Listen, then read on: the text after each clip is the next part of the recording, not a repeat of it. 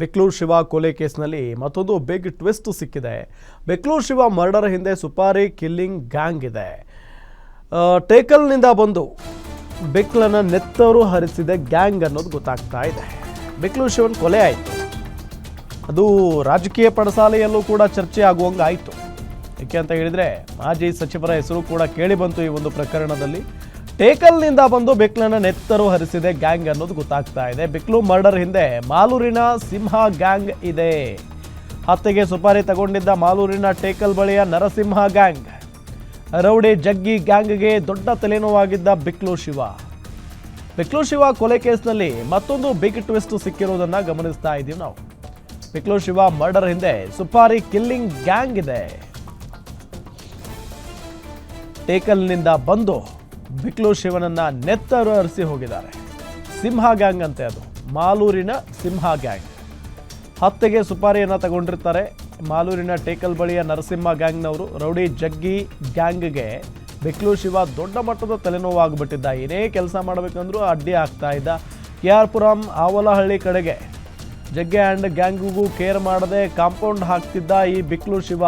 ಅದೇ ವಿಚಾರವಾಗಿ ಹಲವು ಬಾರಿ ಬೆಕ್ಲು ಮತ್ತು ಜಗ್ಗಿ ನಡುವೆ ಹೊಡೆದಾಟ ನಡೆದಿತ್ತು. ಲಿಟಿಗೇಷನ್ಗೆ ನೂರಾರು ಹುಡುಗರನ್ನ ಬೆಕ್ಲೂರು ಶಿವ ಇಟ್ಕೊಂಡಿದ್ದ.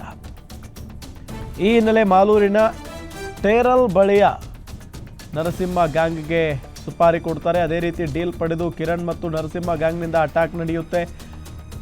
ಸೊ ಆ ನಂತರನೇ ಇಲ್ಲಿ ಹತ್ಯೆ ಆಗಿರೋದು.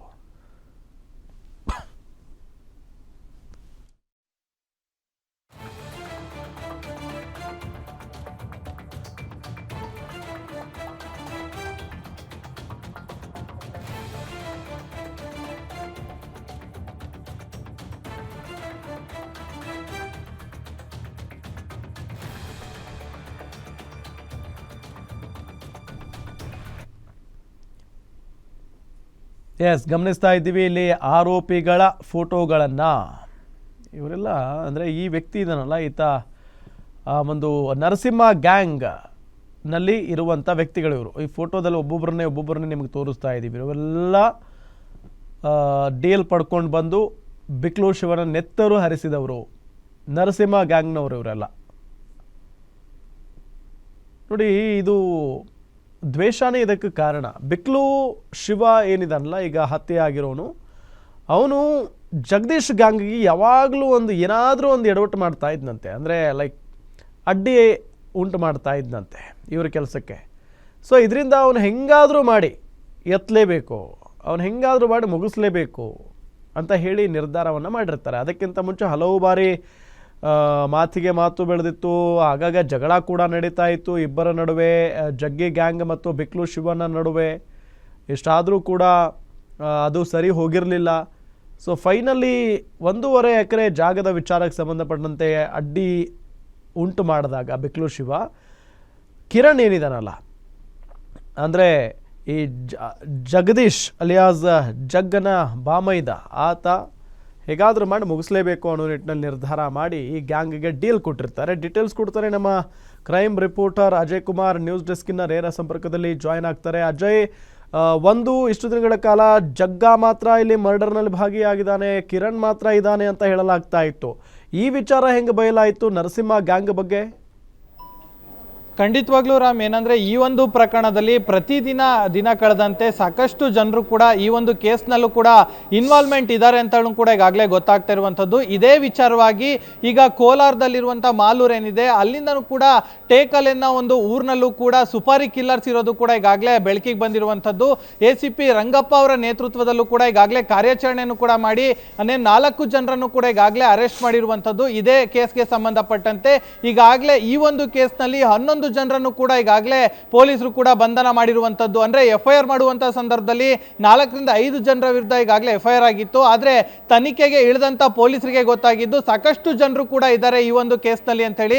ಯಾಕಂದ್ರೆ ಇವರೆಲ್ಲರೂ ಕೂಡ ಜಗ್ಗನ ಟೀಮ್ ನಲ್ಲಿ ಕೂಡ ಇದ್ದಂತವ್ರು ಅಂತ ಗೊತ್ತಾಗಿರುವಂತದ್ದು. ಇನ್ನು ಜಗ್ಗ ಇದೇ ವಿಚಾರವಾಗಿ ಈಗ ಕೋಲಾರದಲ್ಲೂ ಕೂಡ ಸುಪಾರಿಯನ್ನ ಕೊಟ್ಟಿದ್ದ ಅನ್ನೋ ಮಾಹಿತಿ ಕೂಡ ಈಗಾಗಲೇ ಆರೋಪಿಗಳು ಸಹ ಒಪ್ಕೊಂಡಿರುವಂತದ್ದು. ಅದೇ ವಿಚಾರವಾಗಿ ಕೋಲಾರದ ಮಾಲೂರಿನ ಟೇಕಲ್ ಎಂಬ ಗ್ರಾಮ ಏನಿದೆ, ಅಲ್ಲೂ ಕೂಡ ಸುಪಾರಿ ಕಿಲ್ಲರ್ಸ್ ಇದ್ದಾರೆ ಅನ್ನೋದು ಕೂಡ ಈಗಾಗಲೇ ಬೆಳಕಿಗೆ ಬಂದಿದೆ. ಅದರಲ್ಲೂ ಕೂಡ ಪ್ರಮುಖವಾಗಿ ನರಸಿಂಹ ಅಂತ ಏನಿದ್ದಾನೆ, ಈತ ಸಿಂಹ ಗ್ಯಾಂಗ್ ಅಂತಾನೆ ಕೂಡ ಅಲ್ಲಿ ಫೇಮಸ್ ಆಗಿರುವಂತದ್ದು. ಅಲ್ಲಿಂದನೂ ಕೂಡ ಗ್ಯಾಂಗ್ ನ ಕರೆಸಿ ಈ ಒಂದು ಏನು ಆತನನ್ನು ಕೂಡ ಬಿಕ್ಲು ಶಿವನನ್ನ ಹೊಡೆಯೋದಕ್ಕೂ ಕೂಡ ಸ್ಕೆಚ್ ಹಾಕಿ ಅವತ್ತು ಕೂಡ ಹೊಡೆದಾಕಿದ್ದಾರೆ ಅನ್ನೋ ಮಾಹಿತಿ ಕೂಡ ಈಗಾಗಲೇ ಸಿಗ್ತಾ ಇರುವಂತದ್ದು. ಈ ಕೇಸ್ನಲ್ಲಿ ಇಷ್ಟೇ ಅಲ್ಲದೆ ಇನ್ನು ಸಾಕಷ್ಟು ಜನರ ಇನ್ವಾಲ್ವ್ಮೆಂಟ್ ಕೂಡ ಇದೆ ಅನ್ನೋ ಮಾಹಿತಿ ಕೂಡ ಪೊಲೀಸರಿಗೂ ಕೂಡ ತನಿಖೆಯಲ್ಲೂ ಗೊತ್ತಾಗ್ತಿದೆ. ಇದೆಲ್ಲ ಒಂದು ಕಡೆ ಆದ್ರೆ ಇನ್ನು ಜಗ್ಗ ಎಲ್ಲಿದ್ದಾನೆ ಅಂತಾನು ಕೂಡ ಈಗಾಗಲೇ ಸಾಕಷ್ಟು ಹುಡುಕಾಟವನ್ನು ಕೂಡ ಪೊಲೀಸರು ಕೂಡ ಮಾಡ್ತಾ ಇರುವಂತದ್ದು. ಯಾಕಂದ್ರೆ ಈಗಾಗಲೇ ತಮಿಳುನಾಡಲ್ಲೂ ಕೂಡ ಆತ ಇದ್ದಾನೆ ಅನ್ನೋ ಮಾಹಿತಿ ಕೂಡ ಇತ್ತು, ಅಲ್ಲೂ ಕೂಡ ಒಂದು ಟೀಮ್ ಕೂಡ ಹೋಗಿತ್ತು. ಆದ್ರೆ ಈಗ ಅಲ್ಲಿಂದನೂ ಕೂಡ ಈಗಾಗಲೇ ಎಸ್ಕೇಪ್ ಆಗಿರುವಂತ ಜಾಗ ಉತ್ತರಾಖಂಡ ಭಾಗದಲ್ಲೂ ಕೂಡ ಇದ್ದಾನೆ ಅನ್ನೋ ಮಾಹಿತಿ ಕೂಡ ಪೊಲೀಸರಿಗೆ ಲಭ್ಯವಾಗಿರುವಂತದ್ದು. ಆದ್ರೆ ಈತ ಇಲ್ಲಿ ಪೊಲೀಸರ ಜೊತೆನೆ ಈತ ಕಣ್ಣ ಮುಚ್ಚಾಲೆ ಆಟವನ್ನ ಆಡ್ತಾ ಇದ್ದಾನೆ. ಯಾಕಂತಂದ್ರೆ ಆತ ಯಾವುದೇ ರೀತಿಯಾದಂತ ಬ್ಯಾಂಕ್ ಟ್ರಾನ್ಸಾಕ್ಷನ್ ಅನ್ನ ಇಲ್ಲಿ ಮಾಡ್ತಾ ಇಲ್ಲ. ಯಾಕಂತಂದ್ರೆ ಯಾವುದೇ ರೀತಿಯಾದಂಥ ATM ಕಾರ್ಡ್ ಆಗಿರ್ಬೋದು, ಕ್ರೆಡಿಟ್ ಕಾರ್ಡ್ ಆಗಿರ್ಬೋದು, ಮತ್ತೆ ಬ್ಯಾಂಕ್ ಆಗಿರ್ಬೋದು, ಯಾವುದನ್ನು ಕೂಡ ಯೂಸ್ ಮಾಡ್ದಲೆ ಬರೀ ಕ್ಯಾಶ್ ನಲ್ಲಿ ವ್ಯವಹಾರ ಮಾಡ್ತಾ ಇದ್ದಾನೆ ಅನ್ನೋ ಒಂದು ಮಾಹಿತಿ ಕೂಡ ಇರುವಂತದ್ದು ಪೊಲೀಸರಿಗೆ. ಇದೇ ಕಾರಣಕ್ಕೆ ಇಲ್ಲಿ ಆತನನ್ನ ಹಿಡಿಯೋದಕ್ಕೂ ಕೂಡ ಇನ್ನು 1 ವಾರ ಕಳೆದ್ರು ಕೂಡ ಪೊಲೀಸರಿಗೂ ಸಾಕಷ್ಟು ಹರಸಾಹಸನ ಪಡ್ತಾ ಇದ್ದಾರೆ. ಇನ್ನು ತನಿಖೆ ಮಾಡಿದಂತ ಸಂದರ್ಭದಲ್ಲಿ ಗೊತ್ತಾಗ್ತಾ ಹೋಯ್ತು. ಈಗ ಏನು ಈ 5 ಜನರನ್ನ ಅರೆಸ್ಟ್ ಮಾಡಿ ಏನು ಇನ್ವೆಸ್ಟಿಗೇಷನ್ ಮಾಡಿದಂತ ಸಂದರ್ಭದಲ್ಲಿ ಗೊತ್ತಾಯ್ತು ಇವ್ರು ಇನ್ನಷ್ಟು ಜನಕ್ಕೂ ಕೂಡ ಸುಪಾರಿಯನ್ನ ಕೊಟ್ಟಿದ್ರು. ಆ ಸುಪಾರಿ ಕಿಲ್ಲರ್ಸ್ನು ಕೂಡ ಈಗಾಗಲೇ ರಂಗಪ್ಪ ಅವರ ಟೀಮ್ ಕೂಡ ಈಗಾಗಲೇ ಅರೆಸ್ಟ್ ಮಾಡಿದೆ.